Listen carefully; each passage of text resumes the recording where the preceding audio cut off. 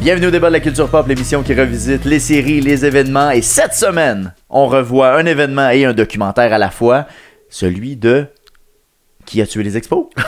Je me demandais où est-ce que ça allait finir par c'est là qu'on s'en va. Donc, c'est sur Netflix, on a regardé ça pour se rappeler des souvenirs, évidemment, du passage des expos à Montréal. Oui, on parle du documentaire, mais beaucoup plus de l'événement en tant que tel là, que le documentaire. Qui a marqué, évidemment, tous les amateurs de baseball. Et je me demandais si ce documentaire-là pourrait intéresser des gens qui sont pas fans de baseball aussi pour apprendre justement qu'est-ce qui s'est passé dans l'histoire, parce qu'à quelque part on fait référence à des vraiment des éléments peut-être pointus de la gestion de l'équipe, mais en même temps aussi des anciens joueurs.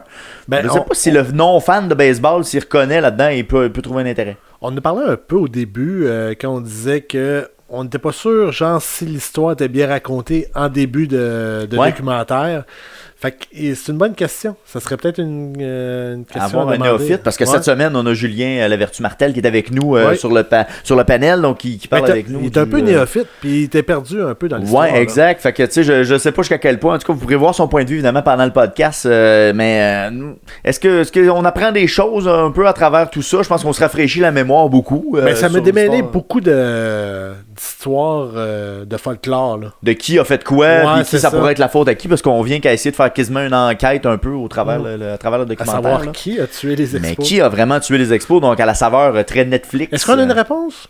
Est-ce qu'on a une réponse? Je sais pas si on a une réponse officiellement. Pendant le podcast, on va l'adresser aussi, à savoir, t'as une théorie? Ouais. Je veux pas la divulguer, mais t'as une théorie quand même intéressante là-dessus. Puis Julien également, il y a une théorie sur qui aurait bien pu être le tueur des expos.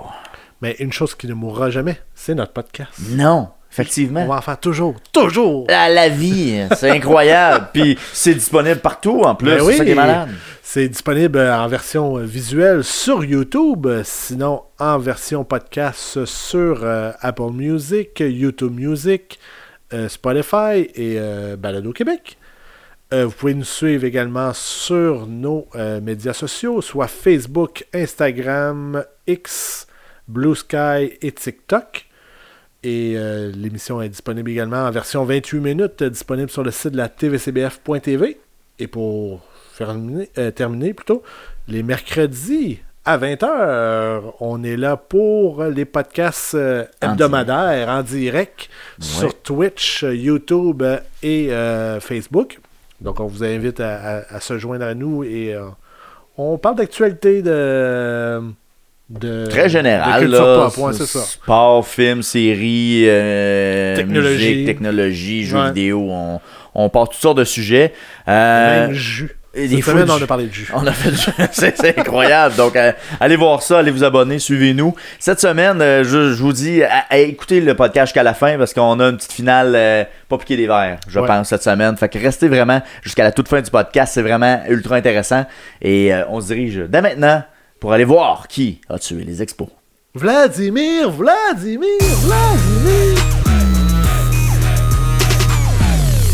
Montréal, mercredi 29 septembre 2004. Le stade olympique est plein à craquer, les fans chantent, espèrent, pleurent.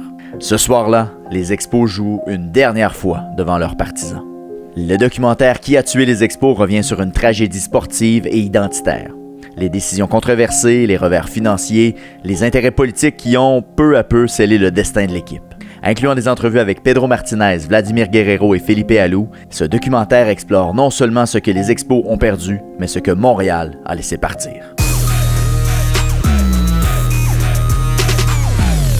Alors messieurs, on se parle du documentaire Qui a tué les expos? Mais avant, j'aimerais vous mentionner qu'on a dévoilé un secret extraordinaire pendant ce documentaire-là. Est-ce que vous savez lequel? Qui a tué les expos? Non. Non, parce que ça, il y a quand même plusieurs choses qu'on va aborder pendant le podcast. Non, une autre affaire qu'on a dévoilée pendant le podcast, pendant le documentaire. Ah, ben non, je pense que je viens de le deviner. Qui était derrière Youpi? Oui! Ah! Hein? Mais quand même, on a cassé la magie. Mais la deuxième question, c'est est-ce que c'est le même pour le Canadien? Ouais? Oui. Ben écoute, j'ai pas l'information, c'est ça que je cherchais avant. L'homme en question s'appelle Jean-Simon Bibeau qui est présent puis qui fait des entrevues là, pendant le documentaire. Et il y a une page LinkedIn. Et sur sa page LinkedIn, il y a une information qui parle des Canadiens de Montréal. Mais là, ça laisse planer le mystère. Là. Je sais pas, il nomme pas son emploi du temps avec les Canadiens. Parce que moi, je dois avouer que la première scène où il est apparu, j'avais pas lu le sous-titre pour j'étais comme, mais qui est ce journaliste qui... Parce qu'en plus, c'est le seul, ben non, pas le seul, spoiler, c'est le seul qui pleure vraiment durant le documentaire. Puis j'étais comme, ok, lui... il l'avait à cœur. Là. Mais c'était pas mal ou tout, c'est ça le job. C'est l'artiste de la gang. Là. Mais c'est ça, lui, il a comme perdu sa job live. Là. Avant d'entrer dans le documentaire, j'aimerais connaître un peu votre connaissance au niveau des expos. Qu'est-ce que vous aviez comme attachement avec cette équipe-là? Ben moi, je peux commencer parce que, étant le plus jeune du trio, mon attachement est assez mince parce que moi, quand ils ont parti, j'étais pas si vieux que ça quand ils sont partis. Puis, mais j'en ai pas entendu. C'est plus dans les histoires, les archives. Puis, tu sais, mon père était quand même était fan de tout ça. Puis, fait que moi, c'est le même que je le savais, mais c'était pas, mettons, il l'écoutait pas religieusement. Mais je connaissais certains noms, je connaissais certaines histoires. Et d'ailleurs, c'est ça. J'ai amené ma seule archive de type expo. De la merch. Chez moi. Clairement, ça te fait plus. Je vais pas juger, là, mais... j'ai pas tenté le coup. Écoute, je suis pas un connaisseur de mode, là, mais ça te fait plus. C'est-tu Denis Martinez? Denis Martinez? Ben, vite. Un peu, je vois pas, mais... Ben, je pense que oui. Ça ressemble à ça. C'est le chandail toujours en bon état, donc... Quand même. Ça a une valeur, Est-ce qu'il y a quelque chose au verso? Non, Lando, il n'y a pas rien. Non, hein. mais il est encore propre, donc appelez-moi si intéressé. Ça sent le fléci, on sent que tu en prends soin. Mais oui. Il lave à toutes les années. Toutes les années. D'un coup que... Mais non, mais tu sais, mon père avait des casquettes et tout ça, mais tu sais, moi, j'ai plus souvenir vraiment de cette mort lente, là. Donc, toutes là, on va en parler plus tard, là, mais quand même, les fameux téléjournaux où ils disaient « Oh, là, ça sent pas bon, ou ça achève », ou...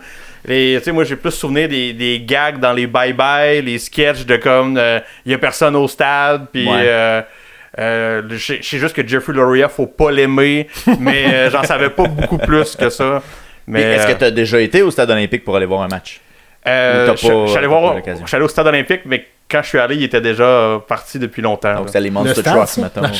Non, je suis allé voir les Alouettes. Les Alouettes au stade, ok. Stade, voilà. Okay. Fait que c'était déjà bien loin le passage des expos. Will, toi, quel lien as-tu avec cette équipe défunte? Moi, quand j'étais jeune, il y avait un sport qui m'intéressait dans la vie, c'était le curling, puis le reste, je ne connaissais pas. Ok. Merci. Qui a tué le curling? Moi, je laisse vivre le malaise.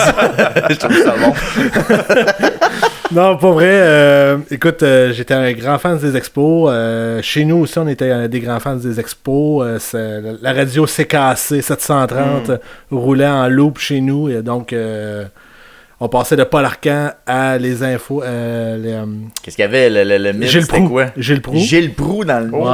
Ouais. Ouais! Et on terminait après ça avec un petit game en après-midi des expos. Ça jouait sur quoi chez vous, mettons? Je suis curieux, là. C'était le stéréo central de la maison, mettons, dans le salon? C'était une petite radio qui passait de l'intérieur à l'extérieur. Tout dépendait de où ce qu'on était dans la pièce. Là. Je vois. Fait que sur le AM, fait que là, toi, t'as souvenir d'avoir écouté beaucoup plus à la radio qu'à la télé, j'imagine? Ouais, je suis comme Elvis Gratton, dans le fond. Je prenais des cassettes des Padres contre les expos.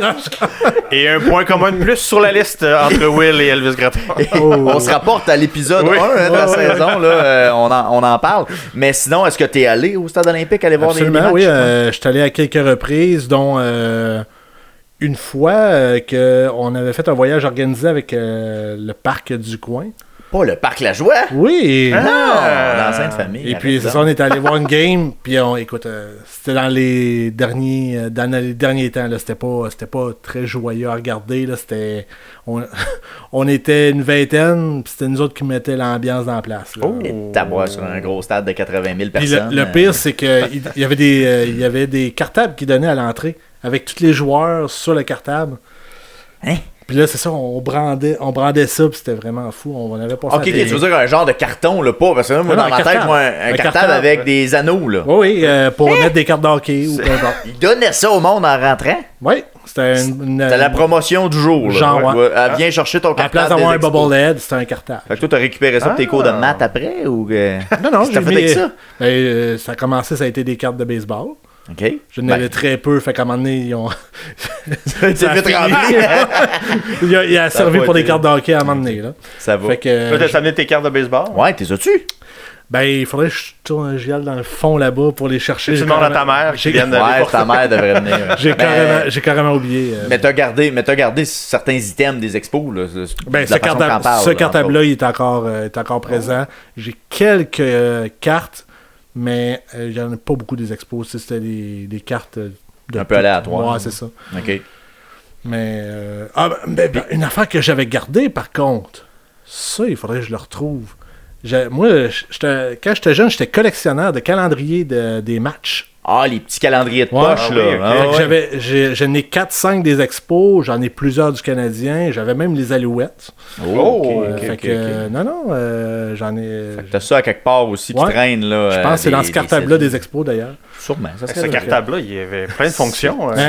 Et c'était là que j'ai compris qu'il y avait une relation... fraternelle, on pourrait dire, entre les expos et la BAT50. Ben, tous les matchs à la télé étaient présentés par la BAT50 là, à l'époque. Ouais, il me semble que c'était le baseball, la BAT50 des expos. Là. Hey, on rentre-tu dans le documentaire? On fait juste 20 minutes qu'on jase. Écoute, je sais pas comment vous avez abordé ça. Là. On part avec l'histoire des expos pour la trame de début. Là. On essaie de le résumer comme une trentaine de minutes à peu près l'histoire des expos. Vous trouvez ça pertinent, intéressant, bien raconté? Ben, j'ai trouvé intéressant l'enveloppe du fait qu'ils essaient vraiment de nous le mettre comme quelque chose qui est très à la mode, les documentaires true crime. T'sais, ils l'ont vraiment fait comme les documentaires comme qui a tué vraiment. Le titre est là, mais tu sais. Fait que on essaie de voir qui est le coupable, puis finalement, il n'y a pas de grand reveal de savoir, mais c'est de voir. Ils ont pris tous les scénarios, les choses qui étaient dites. Bon, ben, il y en a qui disent que c'est de la faute à Brochu, il y en a que c'est de la faute à qui. Fait que là, tout le monde a aussi l'occasion de se justifier ou presque. Fait que moi, j'ai trouvé ça vraiment... je vais le dire, j'ai trouvé que c'est un très bon documentaire. Puis je pense que t'as pas besoin d'être fan de baseball ou des expos pour trouver ça intéressant. Puis surtout qu'il est pas très long. 1h30, on remballe les petits puis c'est fini. Fait que je trouvais qu'en 1h30, on a couvert pas mal le sujet. Puis vu justement qu'on s'attarde pas tant que ça au jeu du baseball, mais plutôt à l'aspect comme économique puis de la société. De gestion d'une équipe. On est là-dedans beaucoup. Là. Exact. Fait que je pense que t'as pas besoin d'être fan. Mais ceux qui sont fans, je pense que les archives puis de voir les anciens joueurs, ça a venu toucher des cordes sensibles. Oui. Pour le documentaire, j'ai adoré les informations que j'ai eues à l'intérieur du documentaire. Par contre, la façon qui a été faite, je trouve que c'était bizarre. J'ai pas... on en avait parlé un peu avant, puis tu sais, on se promène des années, on recule, on avance, on recule. Puis je suis comme, vas-y linéaire, puis on va te suivre. Puis là, on dirait vers la fin du documentaire, là, ils vont plus linéairement. T'as raison, parce que je me prenais quelques petites notes, puis à un moment donné, je suis comme, on est où? Pourquoi on a fait des sauts dans le temps aléatoires, alors que c'était... Ce bout-là, j'avoue que on aurait pu y aller, puis du début jusqu'à la fin, parce que là, on arrive avec la fin, puis après ça, saviez-vous qu'en 1969... Ouais, c'est ça. Babe Ruth est venu... Non, pas Babe Ruth. mais quasiment, là, tu sais, ça parlait on remonte loin des fois pour je sais pas quelle raison exactement, mais dans le milieu du documentaire. Alors qu'on n'a pas de chronologie où on aurait pu vendre Montréal comme une ville de baseball depuis des années. On y arrive comme dans le milieu. Ben c'est ça, à aucun moment ils ont parlé du parc Jarry. Alors que le parc Jarry, c'est le premier domicile des expos. Les Royaux, même les Royaux à l'époque. Là, écoute, c'était tout le temps plein. C'était ça le problème. Il a fallu qu'ils parlent du parc Jarry parce que c'était trop plein. C'est pour ça qu'ils sont allés au stade olympique. Là. Ouais. Il y a même à ce niveau-là, tu sais, pendant comme dès le début, on parle tout le temps du propriétaire, on parle du propriétaire, puis à un moment donné, on fait comme ah! C'est lui, Charles Bronfman. Tu sais, c'est pourquoi. Tant qu'à en avoir fait allusion 8 fois, ben, présente-nous-le directement au lieu de. À un moment donné, on fait comme mais c'est qui? Puis là, moi, je me doutais qu'il était Canadien-Québécois, mais tu sais, on savait pas trop c'était qui. C'est le propriétaire. Puis là, à un moment donné, Claude Brochu est tout le temps là, mais il est jamais là en même temps. Puis, je pense que ça peut nuire un peu à comprendre la chronologie de la chose, mais c'est... On finit par rejoindre le train, là, mais au début, je trouve que c'est quand même difficile à suivre. Mais justement, Charles Bronfman, oui, il y a un F, j'ai oublié un F. Il est toujours vivant. Pourquoi il n'a pas été interviewé? Ouais, ça, on le sait pas. Là. Il aurait pu être peut-être dit dans le qu'il n'est pas apte. Là. Il a quand même 94 ans. Il a 94, OK. Mais Jean Chrétien a 93, puis il fait encore des... Mais là, je connais pas l'état de santé. C'est ça. Les choses... Philippe Allou, moi, j'étais comme... Sans que ça fait 20 ans qu'il a l'air d'avoir 80 ans. Et il était là. Alors... Ouais. Il est encore... Ben, écoute, il est pas la grande forme, mais il est encore là. Il est parmi nous. Toujours parmi nous. Moïse n'a pas parlé beaucoup, d'ailleurs. Philippe, oui, Moïse, c'est un peu plus tranquille. C'était tranquille. Et puis dans le documentaire, ben c'est ça, on fait des sauts, mais comme on se dit, là, la dernière portion, là, c'est là, on dirait qu'on attaque la question de front. On va dans le crunchy. Là. Ben, je sais pas qu'est-ce qu'on veut mettre en place la première heure, parce que c'est 1h30, mais on fait comme un peu l'historique des expos. Je pense que c'est expliquer justement les expos pour quelqu'un qui ne connaît pas les expos. Mais je sais pas si ça explique réellement pour quelqu'un qui connaît pas les expos. Là. Moi, je suis pas un très grand connaisseur. Là. Je veux dire, j'ai pas tant suivi les expos que ça. Puis, tu sais, j'ai pas senti que j'ai appris grand-chose là, à travers cette histoire-là qui m'est contée en saut dans le temps. Pour ça, j'ai trouvé ça déçu. Parce que j'avais l'impression que j'allais aller chercher cette information-là historique sur la franchise des expos. Ouais. Là, on parle pas de temps de quand on donne la franchise aux expos. Il me semble qu'il aurait pu élaborer un peu plus. Je pense que c'est ça, c'est le concept de true crime, comme tu disais, que justement, ils veulent trouver la raison de qui a tué les expos, mais l'historique, c'est comme secondaire dans l'histoire. Là. Ouais, c'est ça, c'est comme on veut voir le meurtre, puis après ça, on veut savoir mais qui l'a fait. Ouais. Je pense que c'était peut-être un peu ça la recette. Le scénario qui a été fait. Tu sais, je pense, comme tu dis, c'est la recette de Netflix, et je pense pas que Netflix aurait accepté de produire un documentaire seulement sur l'histoire des expos, avec « Ah, by the way, ça a mal fini », tu sais. Ok, peut-être. Je crois, là, c'est ma théorie. Là, ça se pourrait. J'ai une question pour vous, parce que là, on parle de la fuite, là, puis un des premiers éléments qu'on vient mettre en scène, c'est que l'équipe de 94, qui aurait donc dû gagner, qui aurait donc dû... qui aurait donc sauvé les expos, y croyez-vous? Ben, moi, c'est une des choses que mon père disait des fois, que c'est « Et si 1994? » Parce que, et forcé d'admettre que c'est vrai. Premièrement, je vais pas souvenir qu'on ait arrêté les activités d'une ligue professionnelle au beau milieu pour une grève ou un lockout. Là, la Ligue nationale en 95. Ben là, c'était là. 95, mais ils ont fini la saison dans ce cas-là. Ça a repris pour finir, tandis que là, ils ont vraiment shut down. Puis par souvenir, 95, c'est une année après 94, j'avais 13 años, mi amigo. Là, fait que j'ai pas vécu ça, mais... Non, mais après ça, tu dis, je n'ai pas connaissance, t'étais vivant. T'as raison, honnête. Lis les journaux. Mais informe-toi. D'avoir arrêté une saison au beau milieu, c'est quand même fou. Là, d'habituellement, tu fais comme... Hey, on repart pas la prochaine saison si c'est pas réglé, peu importe. Mais ça veut dire que le contrat était négocié genre à mi-saison, peut-être? C'est ma théorie. Qui étaient les dates d'échéance, je sais pas. Ils ont beau dire que ça c'est pas la seule raison, mais c'est sûr que c'est majeur. Je veux dire, ça fait que il y aurait eu tellement de visibilité par rapport à l'équipe un peu partout en Amérique du Nord. Il y aurait eu des gens dans le stade, donc plus de revenus, de la merch et tout. Puis... Fait qu'ils ont perdu ça, puis après ça, ils sont revenus. Puis là, ben là, tu sais, t'avais plus l'enthousiasme. Là, après ça, ils ont échangé beaucoup de joueurs qui étaient des bons de l'équipe qui, en plus, aussi attiraient des foules.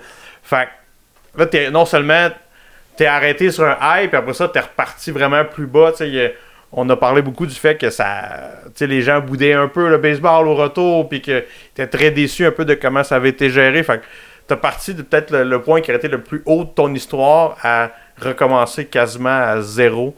Fait que c'est sûr que ça aurait un impact financier puis de la visibilité. Fait que on peut pas dire que ça a aucun lien parce que c'est pas longtemps après ça que ça a commencé à être difficile. Ça a boité. Mettons, c'est le départ de la boîte, là, on va dire ça de même. Là. Toi, Will, qu'est-ce que tu penses, 94? Parce que bon, je viens de voir que la convention était issue depuis le 31 décembre 93. Qui a mené au conflit de 94. Ils ont commencé la saison, même si fait que ça veut dire qu'ils ont commencé quand même la saison sans convention. Donc, bref, toi, Will, tu dis quoi? Écoute, depuis toujours, j'étais convaincu que les Expos allaient gagner, auraient dû gagner les 1994, mais après le documentaire, j'ai changé d'idée. OK. Pourquoi? Qu'est-ce qui te fait changer d'idée? Ben, Premièrement, leur stat, 74 victoires, 40 défaites. C'est pas exceptionnel, là. C'est pas une domination... C'est bien. Là. C'est bien, une belle mais... fiche, là. Ouais. Tu sais, est-ce que toi ou Julien, malgré que tu es plus jeune, là, est-ce que vous avez vécu des saisons où ce que l'équipe est une dominance totale et qu'ils sont pas rendus à la fin? Ça a déjà arrivé, hein, à ma connaissance. Ben oui. Ben, Fait que la plupart du temps, l'équipe dans la Ligue nationale qui remporte le trophée du président ne gagne pas la Coupe Stanley. Des fois, ils se font sortir en première ronde. Ben, c'est ça. Fait que, Mais en même temps, Fait que, par contre, je suis d'accord avec toi qu'il y aurait eu des revenus supplémentaires juste en étant en série. Là. Il y aurait eu un 3 de 5 avec minimum 3 games qu'il aurait pu avoir. Mais écoute, du fait que c'était nous autres le championnat complet. ben, même s'il n'avait pas gagné, je pense quand même que ça aurait fait une différence. Parce que vous prenez l'exemple de cette année, les Blue Jays, ils n'ont pas gagné. Là, même s'ils sont rendus au match 7, ils n'ont rien gagné. Regarde, on a-tu parlé des Blue Jays partout au Canada? En Amérique du Nord, c'était l'équipe parce qu'elle sortait un peu de nulle part, justement, un peu comme peut-être les Expos. Puis je te confirme que le propriétaire, lui, il n'a pas gagné, mais il a gagné une coupe de piastres pareil. Il était bien heureux. Là. Fait que, tu sais, même si l'année prochaine, les Blue Jays avaient une saison difficile, ben, je pense pas qu'ils seraient en danger. C'est ça, exact. Bon, ok, juste pour renchérir ce que Will disait, les Yankees qui sont dans la division américaine dans ce cas-ci étaient à 70 victoires, 43 défaites. Pas si loin que ça des Expos 74-40, là. On est quand même pas si loin que ça. C'est vrai que j'avais jamais pris le temps d'aller voir. C'était-tu vrai, ça, finalement? On s'est fait... On s'est-tu fait remplir avec cette affaire-là? Pour vrai, là, I will spill the tea, comme on dit. Ben, vas-y. Il y a beaucoup de légendes urbaines qui ont été démystifiées dans ce documentaire-là. Pour ma part, en tout cas, là. Donne-en une. Oui, écoute, juste avant que t'embarques, là, parce que là, ça vient trop de me fesser, là. Il y a le différentiel du nombre de points, OK? Ça en parle un peu, ça, le différentiel, c'est ce que t'accordes puis ce que tu fais comme point. Les Expos sont à plus 131.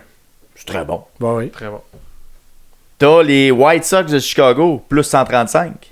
Puis les Yankees, à plus 136. Fait que c'était pas nécessairement la meilleure équipe. C'était quand même pas... Mais oui, c'était tout serré, non, là! C'est très bon. C'est très bon. Mais il y a 3 équipes que je viens de te nommer qui sont dans ces eaux-là, là. Tu sais, puis les White Sox n'ont pas une fiche épouvantable. Ben, quand même pas payé, 67, 46. Les White Sox n'ont pas gagné depuis 1920, je pense, quelque chose de genre. Ben, ça doit... Est-ce qu'ils considèrent, eux autres, que 94, c'était leur année aussi, tu sais? C'était nous autres! Mais ils sont encore là, non? Oui. Oui. Continue avec ton mythe, là. T'avais un mythe. Mythbuster. Voulez-vous qu'on part tout sur tout, là? Bon, là, ben, vas-y, c'est... Okay. On y va. David Samson a bien fait sa job. Jeffrey Loria avait raison. Claude Jutras avait raison. Claude Brochu. Claude Brochu, Parce excuse-moi. que Claude Jutras, ouais, c'est dangereux, ça. Claude Brochu. Et là, c'est Will qui va se faire canceller dans une minute ou deux. Les actionnaires étaient totalement dans le tort. Mais, tu sais, tout le monde avait ses torts, mais les principales, c'est les actionnaires. Les actionnaires, là, on parle du collectif d'entrepreneurs qui avaient acquis les l'ego des dirigeants qui se croyaient tous des big shots, vu qu'ils étaient propriétaires d'une équipe, a vraiment fait la différence, je pense, à la fin, qui a engendré que Claude Brochu a eu les mains liées pendant un certain temps. Puis là, après ça, ben là, ça fait plus. Fait que là, t'es en train de dire finalement que Jeffrey Loria, David Samson, ça a été des belles de Claude Brochu, on va mettre ça là-dedans, des belles têtes de Turcs pour qu'on puisse se défouler collectivement. C'est des Américains. Ça nous prend un visage. C'est beaucoup plus facile de les juger eux autres que blaster un Jean Coutu. Oh! Cascade. Ouais. Cascade, t'es là-dedans. Ouais. Entre autres, la compagnie. Ben, il y en avait d'autres, là. J'ai pas le consortium complet. Je vais vous chercher ça dans 2 secondes. Ben, je peux te le chercher. Ah, ben, vas-y donc. Mais tu sais, il y avait quand même plusieurs compagnies. Il y avait la FTQ, parce qu'il y avait M. Raymond Bachand qu'on voit brièvement à l'écran. On le voit beaucoup trop, je trouve. Avant qu'il soit ministre. Mais on le remarque plus aussi, il faut le dire.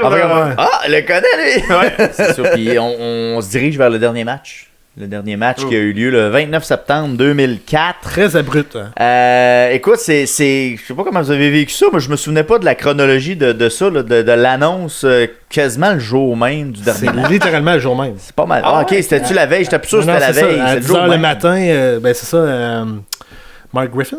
Ouais. C'est ça, il dit genre, on entendait des choses, mais il n'y avait rien de concret. Puis quand on est arrivé à 10h, il dit, OK, il y a un meeting d'urgence. Un meeting et une conférence de presse à midi. Là. Ah ouais, mais parce que c'était plein.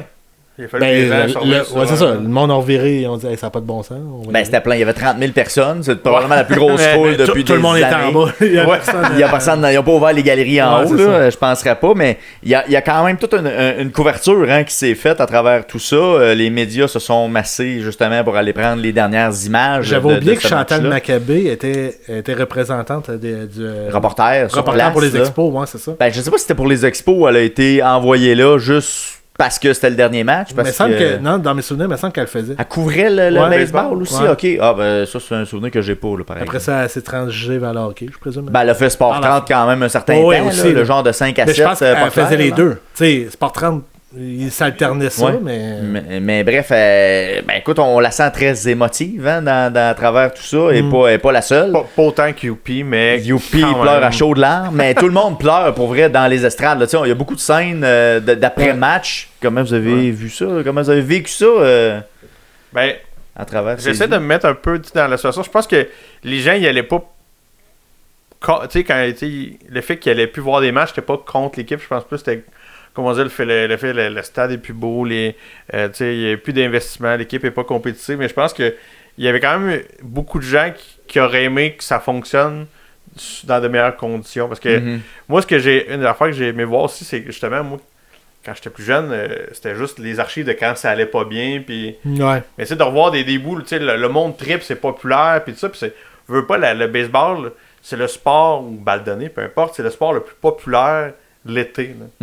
Le soccer est pas pire. Ouais, c'est ça. Oui, mais je veux dire. À l'âge adulte. À l'âge adulte. Ok, ouais. Parce que je te le donne.